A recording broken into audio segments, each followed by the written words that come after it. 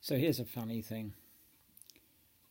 The Conservative parties have been in power for almost 10 years, and yet they come to the country in this election telling everybody that any of the problems that have arisen in those 10 years are the fault of the opposition. It's all Jeremy Corbyn's fault. I mean, Brexit, for example, is exactly the same. I mean, they've had 3 years to deliver Brexit, and they haven't. The Tories have failed. It's not the problem of Jeremy Corbyn. Jeremy Corbyn, if he'd have won in 2017, actually he would have delivered Brexit, because in the manifesto in 2017 they said that they would negotiate a customs union and leave the European Union. I have no doubt that that would have happened had he a majority in the House of Commons. What is ridiculous is Mrs May didn't need to go to the country in 2017. She could have delivered Brexit. The Conservative Party had a majority. They'd given people the chance to vote in a referendum. They said they would honour that referendum. There's the Tories that said that. They said they would honour the referendum, and they didn't. What they did was to go to the country. They tried to take advantage of the fact that people have voted for Brexit to get an even bigger majority. And so she went to the country and she lost the Conservative majority. That's not the fault of Jeremy Corbyn, other than the fact that Jeremy Corbyn surprised everybody by having such a good campaign, and so on. But here we are in this situation now. Back they come to the country again and say, oh, look, we'll deliver Brexit. Why on earth would anybody want to believe them? And what kind of Brexit is it?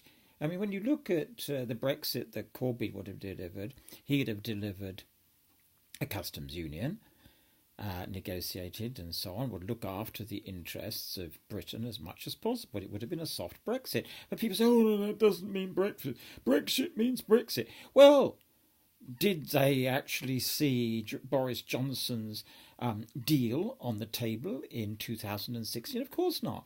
Does anybody understand Boris Johnson's deal? Actually, I don't even understand it really, and Boris Johnson doesn't either by all accounts. He's still looking for the border between Ireland and the United Kingdom. And not only that, he says that Northern Ireland is going to have a good deal. Why? Because it will continue to have access to the single market. How wonderful is that? And there'll be still free movement of people across the border. How wonderful is that? But he wants to deny that to the rest of the United Kingdom. It makes no sense at all. No sense. No sense. But everybody else is to blame, not Boris Johnson. The fact is that they failed to deliver Brexit, not because of the opposition, people on the opposition benches. They failed because they failed to convince their own side that what they were delivering was acceptable, was something that would work. Mrs May's deal wouldn't work. Boris Johnson's deal won't work. That's the rub of it. It really is quite ridiculous. And in any event, why would anybody want to trust Boris Johnson on this? Not even Nigel Farage trusts him. Nigel Farage says, oh, we'll all step down. He won't step down in some of those key marginals that Labour got last time and needs to win now.